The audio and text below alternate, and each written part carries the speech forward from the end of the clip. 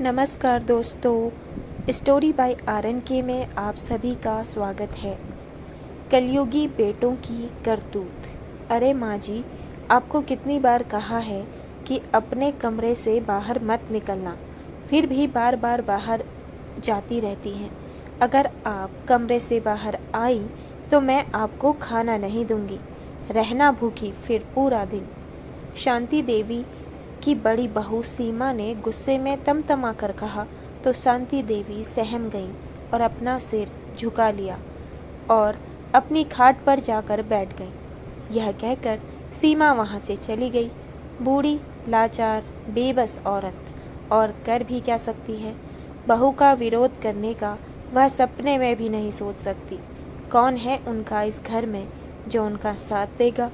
2 वक्त की रोटी मिल जाती है, अगर बहू का कहना नहीं माना तो वह भी नहीं मिलेगी। शांति देवी अपनी खाट पर बैठी अपने बुढ़ापे के सितम पर बहुत चिंतित थी। बूढ़ी हड्डियां कमजोर हो गई थीं। अब वह किसी काम की ना थी, किसी को उनकी जरूरत नहीं थी। एक टूटे सामान की तरह एक कमरे में फेंक दी। इस कमरे से बाहर निकलने पर उन्हें पाबंदी थी। अगर वह कभी कभी कमरे से बाहर आ जाती थी तो उनकी बहू उन्हें बहुत डराती थी। फिर कमरे का दरवाज़ा बंद कर दिया जाता और फिर जब उनका दिल करता जब वह कमरे का दरवाज़ा खोलती थी। इसी डर के कारण से वह खुद ही अपने कमरे से बाहर नहीं निकलती थी। जिस घर में शांति देवी कभी दुल्हन बनकर आई थी, जिस घर को उन्होंने अपने हाथों से प्यार से सजाया था, उनका अपना घर उनके लिए केवल एक कैद खाना बनकर रह गया था। वक्त ने इसी घर में उन्हें कैदी बना दिया था। शांति देवी जी बैठी हुई अपने आप से बातें करती रहती थी और अपने पुराने दिनों को याद करती रहती थी। 15 वर्ष की आयु में ही शांति देवी का कैलाश जी से विवाह हो। शांति देवी जी को उस समय ज़्यादा काम भी नहीं आता था, सही सा खाना बनाना भी नहीं आता था। माता पिता की इकलौती संतान थी, इसीलिए लाड़ प्यार में ज़्यादा काम नहीं कराया जाता था। कैलाश जी भी अपने माता पिता की इकलौती संतान थे। अपने कम आयु में विवाह होने के बाद भी शांति देवी ने कभी कोई शिकायत का मौका नहीं दिया था। वह सदैव अपने पति के साथ कदम से कदम मिलाकर चलती थी। यही कारण था कि कैलाश जी शांति देवी से बहुत ज़्यादा प्रेम करते थे। शांति देवी बहुत ही बुद्धिमान और समझदार औरत थी। अपने संस्कारों और कुशलता से उन्होंने अपने घर को स्वर्ग बना रखा था। शांति देवी की हर काम में बड़ी सफाई से और बहुत ही सलीके से किया करती थी। कैलाश जी अपनी पत्नी की समझदारी और कुशलता पर बहुत मोहित थे। अपनी पत्नी की सलाह के बिना कभी कोई काम नहीं करते। कैलाश जी भी एक सज्जन, विनम्र, ईमानदार और जवान के एकदम पक्के व्यक्ति थे। दोनों की ही जोड़ी राम और सीता जी के समान थी।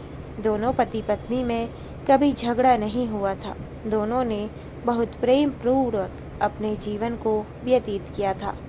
कैलाश जी और शांति जी के 3 पुत्र थे, अमित, सुमित और नमित। तीनों बेटे अपने पिता कैलाश जी की तरह ही माँ की हर बात मानते थे। शांति जी अपने तीनों पुत्रों को समान प्यार देती थी। कभी भी छोटा बेटा कुछ भी फरमाइश करता तो उसे झट से पूरा कर देती थी। कैलाश जी के पास कई बीघा जमीन और अपना खुद का बहुत बड़ा घर था। शांति देवी जो इकलौती संतान थी तो उनके मायके का घर और जमीन भी शांति देवी को ही मिल गई थी, जिसे बेचकर कैलाश जी ने कई दुकानें बना ली थी। कैलाश जी ने अपना घर, जमीन और दुकान जो कि शांति देवी के मायके और घर और जमीन दुकान बेचकर बनाई गई थी, सब कुछ शांति जी के नाम कर दिया था। लेकिन यह बात उनके तीनों बेटों में से कोई भी नहीं जानता था। कैलाश जी और शांति जी ने एक एक करके अपने तीनों बेटों की शादी कर दी। तीनों बेटे अपनी पत्नियों के साथ खुश थे, लेकिन उनकी पत्नियों से यह बात बर्दाश्त नहीं होती थी कि हर एक फैसला शांति देवी यानी उनकी सास से पूछकर किया जाता है। बड़ी बहू चाहती थी कि मेरा हुक्म चले घर में, मजली चाहती थी मेरा हुक्म चले, ऐसे ही छोटी बहू चाहती थी कि मेरा ही चले। तीनों में इसी बात को लेकर खटपट हो जाती थी, जबकि शांति देवी उन्हें अपनी बेटियों की तरह प्यार करती थी, कभी कोई भेदभाव नहीं करती थी। समय गुजरता गया, कैलाश जी की उम्र बढ़ती जा रही थी और उनका शरीर बूढ़ा हो गया, चलना फिरना तक मुश्किल हो गया। लेकिन इस उम्र में भी शांति देवी के लिए उनके प्यार में कोई कमी नहीं थी। शांति जी हर पल उनके साथ ही रहती थी और उनका बहुत ख्याल रखती थी। शांति जी को अपने पास से हिलने तक नहीं देते थे। जिस दिन कैलाश जी की तबीयत ज़्यादा खराब होती तो शांति देवी अन्न तक भी मुंह में नहीं लगाती। आंसू भरी नज़रों से कैलाश जी को प्यार भरी नज़रों से देखती रहती। आज कैलाश जी को सांस लेने में बहुत दिक्कत हो रही थी। वह अपने बेटों को बुलाते हैं और सबको अपनी माँ का ख्याल रखने को कहते हैं और हमेशा साथ रखने का उनसे वादा लेते हैं। इस वक्त शांति जी का जीवन सबसे बड़ा दुख महसूस कर रहा था, जब उनके सामने उनके पति, उनके हमसफर अपने जीवन की अंतिम सांसें ले रहे थे।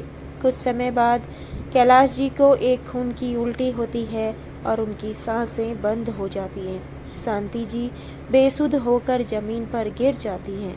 तीनों बेटे माँ को संभालते हुए गले लगकर बहुत रोते हैं। कैलाश जी शांति जी को हमेशा हमेशा के लिए छोड़कर चिर निद्रा में सो जाते हैं। पति के देहांत से शांति जी को बहुत सदमा पहुंचता है। शांति जी भी अपने पति से बहुत प्यार करती थी। पति के देहांत के बाद वह एकदम उदास रहने लगी थी। धीरे धीरे समय गुजरता गया। तीनों बेटे अपने परिवार के साथ होते। जब कभी दिल किया थोड़ी देर के लिए अपनी माँ के पास बैठ जाते। माँ कुछ कहती तो बात सर के ऊपर से ही उतार देते थे। माँ किसी चीज़ की फरमाइश करती तो बेटे कुछ न कुछ बहाना बनाकर टाल देते थे। अब पहले जैसी कोई बात नहीं रही थी। बहुत बहुएं से कुछ कहती वह भी नहीं सुनती थी। अब किसी बात में उनसे कोई सलाह नहीं ली जाती थी। बहू हर काम अपनी मर्जी से करती थी तो धीरे धीरे शांति जी को एहसास होने लगा कि इस घर में उनकी कोई अहमियत नहीं है। अपने कमरे से बाहर निकलना कम कर दिया। वे अपने कमरे में ही लेटी रहती थी और अपने बेबसी पर अफसोस करती रहती। तीनों बहुओं में अपने बच्चों तक को कभी उनके पास नहीं आने देती थी। जब कभी कोई भी पोता पोती उनके पास आता तो तीनों बहुएं भड़कना शुरू कर देती। बस कमरे से बाहर आना अब सजा लगने लगा था। इसी का फायदा बहू ने उठाया और कभी वह कमरे से बाहर निकल भी जाती तो बहुएं ऐतराज करने लगती। वे शांति जी को कमरे के अंदर रहने का हुक्म देकर चली जाती। बेटों को भी अपनी पत्नियों की बात ही सही लगती थी। शांति जी को अब रोटी देते हुए भी जोर पड़ता था। दोनों बहुओं को 2 रोटी देती और 100 बातें सुना देती। ये बुढ़िया भी पीछे पड़ गई है, पता नहीं कब पीछा छूटेगा इस बुढ़िया से। बहुओं को तो जो करना था वह कर ही रही थी, परंतु बेटों को भी कभी अपनी माँ पर तरस नहीं आया, जिन्हें पाल पोस कर इतना बड़ा किया, हर एक खुशी दी। वह आज अपनी माँ को भूल गए थे। सारे बेटे बहू शादी ब्याह में घूम कर आते और उन्हें कमरे में बंद कर कर चले जाते। आज उन्हें रोटी खाए हुए 2 दिन हो गए थे। भूख के मारे जान निकली जा रही थी। जैसे तैसे वह उठी और बाहर देखा तो कोई नहीं दिखाई दिया। पता नहीं सब कहाँ हैं, मुझे तो बस रोटी चाहिए थी। उन्होंने जैसे ही रोटी हाथ में उठाई, पीछे से मझली बहू ने हाथ पकड़ लिया और उनकी रोटी छीन ली। बोली, रोटी चोरी कर रही थी बुढ़िया, जब खाने को दे दिया जाता है तो चुराने की क्या जरूरत है? बहू ने चिल्ला कर कहा। तो शांति जी बोली, बहू, मैंने 2 दिन से कुछ भी नहीं खाया है, तो मैं क्या करूं? मैंने कोई ठेका नहीं ले रखा है तुम्हें खाना खिलाने का। अब तो यह बुढ़िया घर में चोरी भी करने लगी है। अब इस बुढ़िया को घर में रहने का कोई हक नहीं है। पता नहीं हमारे घर में हमारे पीछे क्या क्या चोरी कर ले। यह कहकर बहू उन्हें धक्का देकर घर से बाहर निकाल देती है। शांति देवी घर के बाहर खड़ी दरवाजे को पीटती रहीं। फिर बहुत देर बाद छोटी बहू बाहर आई। उसने उनको अंदर नहीं जाने दिया। उन्होंने बहू के हाथ पैर जोड़े कि मुझे अपना कुछ सामान तो लेने दो, मैं अपना सामान लेकर यहाँ से चली जाऊंगी। तो दूसरी बहू ने कहा, ठीक है, ले जाने दे, वैसे भी हमें इसके सामान को कूड़े में फेंकना ही है। शांति जी ने अपना कुछ सामान लिया और घर से चली गई। आंखों से आंसू बह रहे थे। वह बिना कुछ सोचे समझे बस आगे बढ़ती जा रही थी। आज कैलाश जी की बहुत याद आ रही थी। काश वह भी अपने साथ ही मुझे ले जाते। उनके दर्द की कोई सीमा नहीं थी। उन्हें असहनीय दर्द हो रहा था। मेरे ही घर से मुझे धक्का देकर बाहर निकाल कर दिया। ऐसा सोचते हुए वह अपने आप को कोस रही थी। इस भरी दुनिया में अब उनका कोई नहीं था।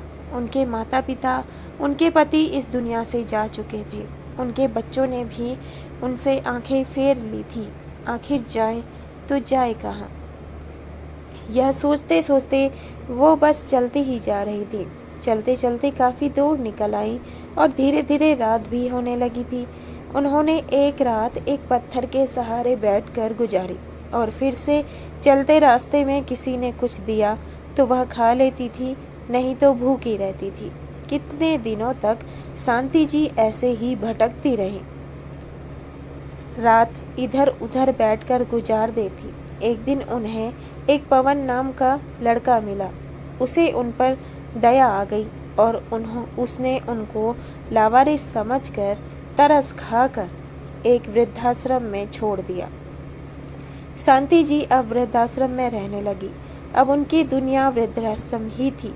न उन्हें कोई लेने आया और न ही किसी को उनकी याद आई। धीरे धीरे समय व्यतीत हो गया। अब उनकी दुनिया वृद्धाश्रम ही थी। उन्हें कोई लेने नहीं आया और ना ही किसी को उनकी याद आई।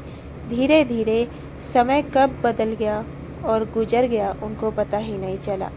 अब उन्हें वृद्धाश्रम में रहते रहते 3 साल हो गए और शांति देवी और ज़्यादा बूढ़ी हो गई थी। अचानक एक दिन उन्हें बुलाया गया। कोई अमित आपको लेने आया है। मैंने बोला, मैं किसी अमित को नहीं जानती। मुझे जबरदस्ती बाहर लाया गया। शांति देवी का बेटा उनके सामने था और उनसे गले मिलकर ऐसे रोया जैसे वह खुद घर से भाग कर आई थी। पत्थर बनी हुई खड़ी थी शांति देवी। उनके अंदर की सारी भावनाएं मर चुकी थी। माँ, कुछ बोलो ना माँ, मेरी माँ, अमित उनको बार बार गले लगाकर कह रहा था। शांति देवी को उनके मुंह से निकलते हुए माँ के नाम से भी घृणा हो रही थी। वह शांति देवी को घर ले जाने लगा तो उन्होंने साफ मना कर दिया, लेकिन बहुत जबरदस्ती करके फिर भी वह उन्हें घर ले आया। सबने उनका स्वागत किया जैसे कि वो कोई नई दुल्हन है, नई नवेली दुल्हन। लेकिन शांति जी को अब इस चीज से नफरत हो रही थी। सबने उनकी खूब आवाभगत की। जिन बहुओं ने घर से धक्के देकर बाहर निकाला था वह हर समय सर पैर भींचती रहती और शांति देवी एक बेजान पत्थर थी जिसके अंदर अब कोई भावना ही नहीं थी। एक दिन तीनों बेटे बहुएं उनके पास आए और बोले, माँ, जो अस्पताल के नाम प्रॉपर्टी है वह हमारे नाम कर दो। अब आपका क्या भरोसा कब का टाइम आ जाए। तब शांति जी को समझ आया कि उन्हें यहाँ किस लालच में लाया गया है। उनके अंदर का धैर्य अब जवाब दे गया। शांति जी कहने लगी, मेरे बच्चे इतने स्वार्थी हो गए थे, मैंने तो कभी सोचा भी नहीं था। 3 साल से मेरी कोई सुध नहीं ली। 3 साल मैं उनको याद भी आई तो अपने लालच के खातिर। इंसान खासकर औलाद जब ऐसे नीच कर्म करे तो एक बूढ़ी विधवा औरत करे तो क्या करे। जिन बच्चों को 9 महीने अपने कोख में रखकर पाला, जिन बच्चों के लिए अपनी जवानी बर्बाद कर डाली, आज बुढ़ापे में इसका बदला मुझे मिल रहा है। मैंने गुस्से में बोला, मेरे पास कोई प्रॉपर्टी नहीं है, और होती भी तो तुम जैसे लालचियों को कभी ना देती। मेरी सारी जायदाद तुम्हारी इच्छा थी। यदि तुम लोग मेरे साथ ऐसा व्यवहार नहीं करते, बुढ़ापे में मुझे और चाहिए भी क्या था। 2 वक्त की रोटी चैन सुकून से मिल जाए, जैसे मैंने बचपन में तुम्हें संभाला, प्यार दिया, ख्याल रखा, रातों की नींद हराम की। यदि इसका राई बराबर भी मुझे हक दे देते तो क्या हर्ज था तुम लोगों का। लेकिन तुम लोगों ने तो मुझे मेरे ही घर में कैदी बना डाला। सब बच्चे उनकी बात को ध्यान से सुन रहे थे। वह उनसे मिन्नतें करने लगे और हाथ जोड़ते हुए गिड़गिड़ाने लगे। माँ, तुम अब चिंता मत करो, हम सारी कमी पूरी कर देंगे। मैंने कह दिया कि सारी कमी तो तुम पूरी कर लोगे, अब बाकी बचा क्या है। मेरे नाम जो कुछ था वो सब कुछ मैंने अपने चैरिटी के नाम कर दिया। यह सब सुनकर उनके पैरों से जैसे जमीन निकल गई। उन्हें यह बात बर्दाश्त नहीं हो रही थी कि इतनी जायदाद हाथ से निकल गई। जिस घर में वह सब रह रहे थे वह भी उनका नहीं था, वह भी शांति जी ने चैरिटी के नाम कर दिया था। अब इनके पास कुछ भी नहीं बचा था सिवाय पछताने के। सबके सब फटी आंखों से शांति देवी को देखते रहे और शर्मिंदा होते रहे और बोलते रहे, माँ, एक बार तो सोचा होता हमारे बारे में, चैरिटी के नाम करने से पहले। तब शांति जी बोली, तुम लोगों ने भी तो सोचा होता मुझे कैद करने से पहले। तुम्हारी दुनिया रंगीन करते करते माँ बाप के सर में कब सफेदी आ गई, कब खाल में झुर्रियाँ पड़ गई, इसका तो माँ बाप को खबर तक नहीं होती है। और जब झुर्रियाँ आई तो तुम मुझे टूटा फूटा सामान समझकर एक बंद कमरे में फेंक दिया। मेरे ही घर में मेरे लिए कोई जगह नहीं थी। यह सब बातें वे सुनते जा रहे थे। माँ बाप तो तुम लोग भी हो ना, जैसा दोगे वैसा पाओगे। तीनों बेटों ने हाथ जोड़ लिए और कहने लगे कि माँ की बद्दुआ कभी खाली नहीं जाती। माँ, हमसे बड़ी भूल हुई है, बड़ी अनहोनी हुई है। हम सब अंधे हो गए थे। एक बार भी यह नहीं सोचा कि यह वक्त हम पर भी आएगा। माँ, हमें माफ़ कर दो, हम बहुत शर्मिंदा हैं। पास खड़ी बहुओं में भी खलबली मच गई। कहने लगी, माँ जी, हमें माफ़ कर दीजिए, हमने आप पर सख्ती रखी। मैंने कह दिया कि माँ का दिल तो बच्चों का माफ़ कर ही देता है, लेकिन भगवान तो माफ़ नहीं करता है ना। मैं तो अभी यही दुआ करूँगी कि तुम्हारा जीवन सफल रहे। तभी चैरिटी वाले आए, घर खाली करवाने लगे। शांति जी भी वापस वृद्धाश्रम की ओर चल पड़ी। बेटे अपने ससुराल की ओर चल पड़े। सबने उनको रोकने की कोशिश की और अपने साथ चलने की जिद की, लेकिन शांति जी ने साफ मना कर दिया और कहा कि अब तो तुम्हारा खुद का ही कोई ठिकाना नहीं है।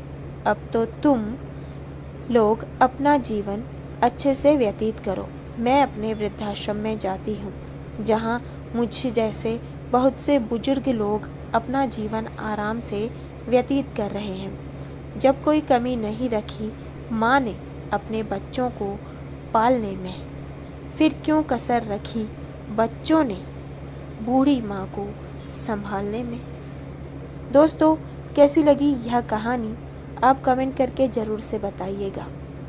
आखिर ऐसा क्यों होता है कि बुढ़ापा आते ही माँ बाप बोझ लगने लगते हैं, खासकर जब माँ या पिता में से कोई एक अकेला पड़ जाता है तो सबसे ज़्यादा ज़रूरत उस समय बच्चों को अपनी माँ की पूरी करनी होती है। लेकिन ऐसा